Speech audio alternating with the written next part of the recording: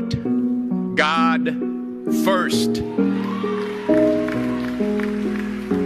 Put God first in everything you do. Everything that you think you see in me, everything that I've accomplished, everything that you think I have, and I have a few things, everything that I have is by the grace of God. Understand that. It's a gift. 40 years ago, March 27th, 1975, it was 40 years ago, just this past March, I was flunking out of college. I had a 1.7 grade point average. I hope none of you can relate. I had a 1.7 grade point average. I was sitting in my mother's beauty shop. They still call it beauty shops now? What they call it now? Yeah, I was sitting in the beauty parlor.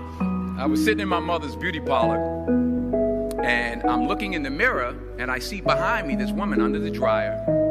And every time she looked up, every time I looked up, she was looking at me, just looking me in the eye. And I didn't know who she was, and I said, she said, somebody give me a pen, give me a pencil. I have a prophecy. March 27, 1975, she said, boy, you are going to travel the world and speak to millions of people. Now, mind you, I was flunked out of college. I'm thinking about joining the army. I didn't know what I was going to do, and she's telling me I'm going to travel the world and speak to millions of people. Well, I have traveled the world, and I have spoke to millions of people. But that's not the most important thing, the success that I had. The most important thing is that what she taught me and what she told me that day has stayed with me since. I've been protected. I've been directed. I've been corrected.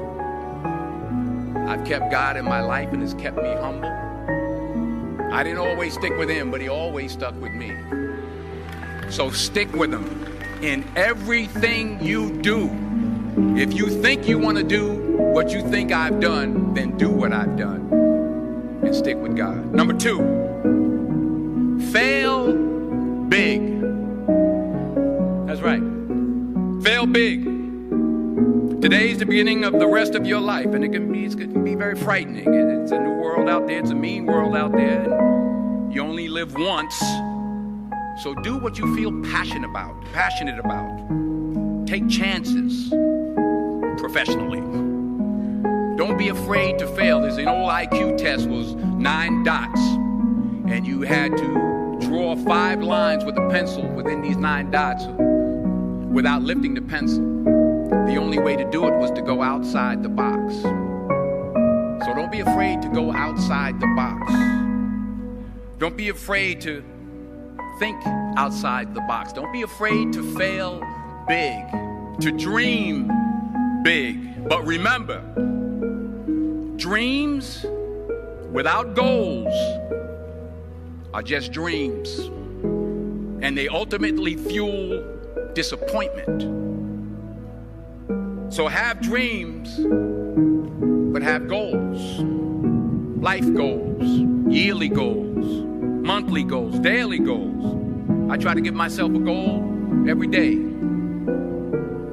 Sometimes it's just to not curse somebody out. Simple goals, but have goals. And understand that to achieve these goals, you must apply discipline and consistency. In order to achieve your goals, you must apply discipline, which you have already done, and consistency every day, not just on Tuesday and miss a few days.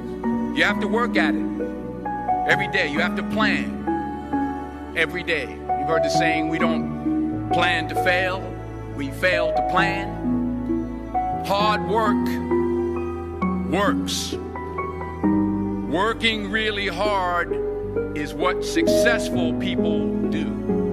And in this text, tweet, twerk world that you've grown up in, remember, just because you're doing a lot more doesn't mean you're getting a lot more done.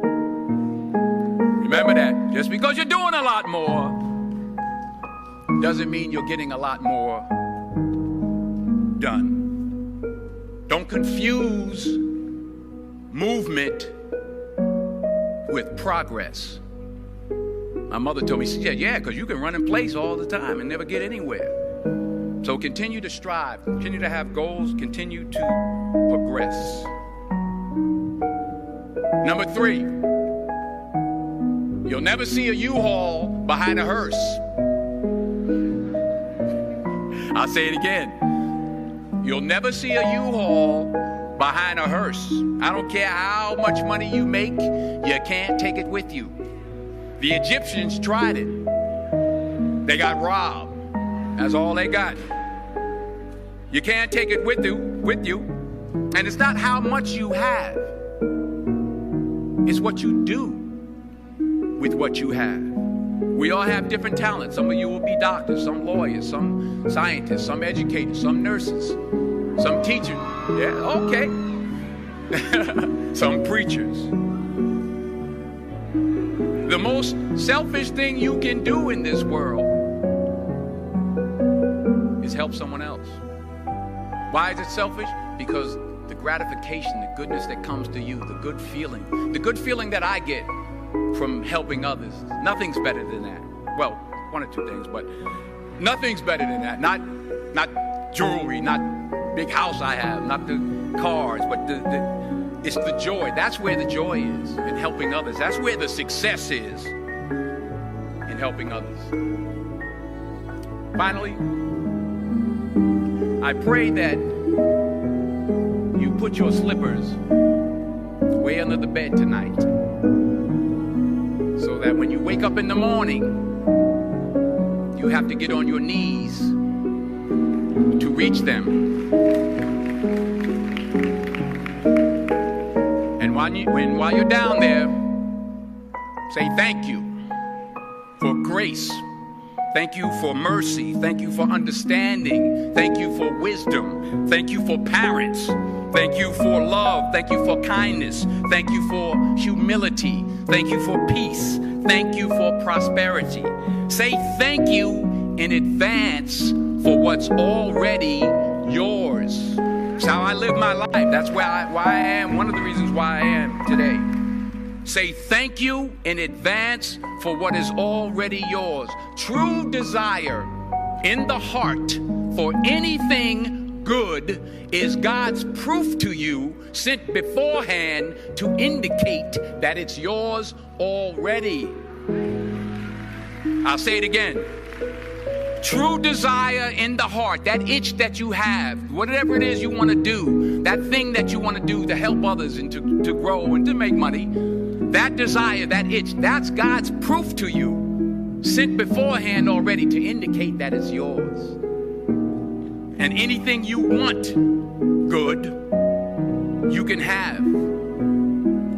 So claim it. Work hard to get it. When you get it, reach back. Pull someone else up. Each one, teach one. Don't just aspire to make a living. Aspire to make a difference.